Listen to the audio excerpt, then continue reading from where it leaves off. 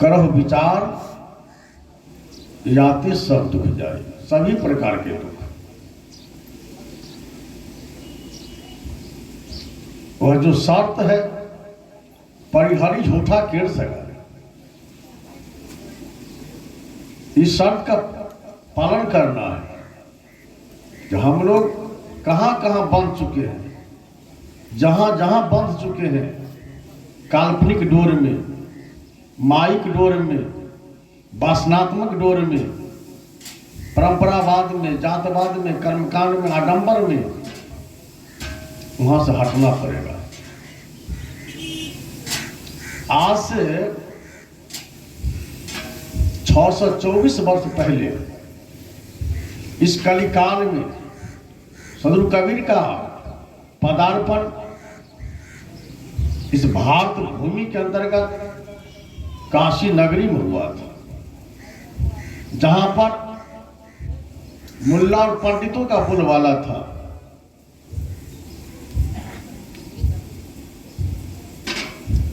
और वहां पर बहुत बड़ा झगड़ा चल रहा था, और झगड़ा के बहुत प्रकार थे। पहला झगड़ा था तो हिंदू और मुसलमान में।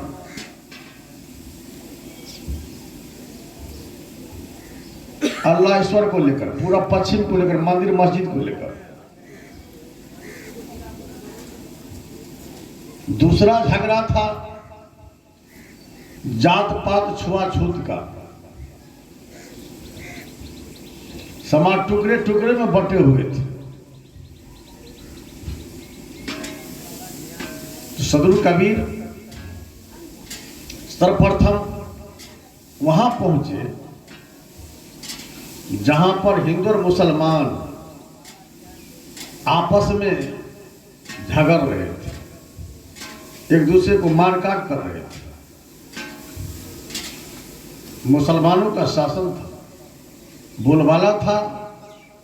तलवार के दम पर हिंदुओं को इस्लाम कबूल करवा रहे थे, और जो लोग इस्लाम कबूल नहीं करते तलवार से दो टुकड़े कर दिए जाते थे। ऐसी विषम परिस्थिति में सदगुरु कबीर दोनों के मध्य में जाकर एक संबोधन का शब्द उच्चारण किया, साहेब वंदगी। इस संबोधन शब्द को सुनकर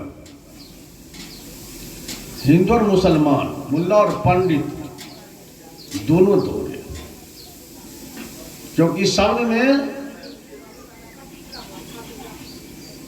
हिंदू और मुसलमान दोनों के लिए कहा गया।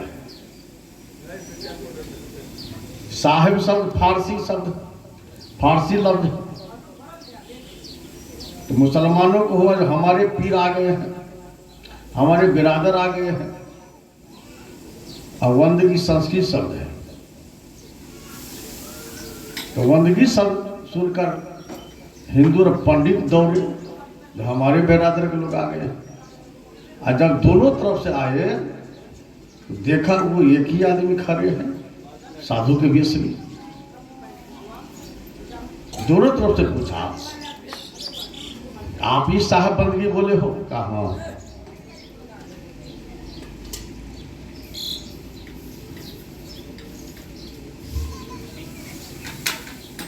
तो बारी बारी से दोनों ने पूछा। हिंदुओं ने कहा, आप हिंदू हो? कहा नहीं।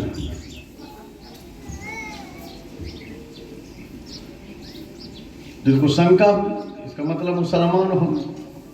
तो मुसलमानों ने पूछा, आप मेरे बरादर हो, मुसलमान हो? कहा नहीं। तब तो मुल्ला और पंडित दोनों के दांत खट्टे हो गए, दोनों अवाक हो गए। नहीं हिंदू है न मुसलमान है, तो कौन है? सदगुरु कबीर ने कहा, जाति न पूछो साधु की, पूछ लीजियो ज्ञान। मोल करो तलवार की परा रहन दे म्यान। देव स्वामी की कहा है मुल्ला और पंडित, आदमी तलवार खरीदने के लिए जाते हैं तो तलवार का दाम करेंगे कि म्यान का। म्यान मतलब जिस खोली में तलवार को रखा जाता है उस खोली का नाम है म्यान। तो म्यान से लेना देना क्या है, दाम तो तलवार का करेंगे। उसी प्रकार हमारी जात पूछकर तुमको क्या लाभ मिलने वाला है, इससे क्या लाभ का काम चलने वाला है। आप अपनी समस्या का निदान कराना चाहते हो, कोई ज्ञान की बात पूछना चाहते तो पूछ लो। हम वासी वही देश की जहां जाति वर्ण कुल नाई, शब्द मिलावा हो तो है, देह मिलावा नहीं। साहब कहते मैं जहां से आ रहा हूं वहां पर शब्द ही शब्द है, देह का मिलान नहीं है। इसलिए एक साहब की साहबी, घट घट रहा समाय, जो मेहदी की पात में लाली लखी न जाए। किसको कहूं मैं अल्लाह बाबा और किसको कहूं मैं राम। एक माया, एक काया, एक सारा काम। एक बाप के लाखों बेटा, एक धरती एक धाम। इसी में कोई हिंदू बाबा, किसी का मुस्लिम नाम। आया एक ही देश से, उतरा एक ही घाट, हवा लगी है भरम का, हो गए 12 बार। देव स्वामी की एक मठिया, एक कुम्हार, एक मौला सिरजनहार। दोनों को बनाने वाले तो एक ही मालिक है। इसलिए साहब कहते हैं किसको को हम अल्लाह बाबा, किसको को हम राम। एक माया, एक काया, एक सारा काम। एक बाप के लाखों बेटा, एक धरती एक धाम। इसी में बना को हिंदू को किसी का मुस्लिम ना। आया एक ही देश, उतरा एक ही घाट। मां के गर्भस्थली से सब उतरा, नीचे आया। यहां पर आकर भ्रमित हो गया। इसमें साफ कहते हैं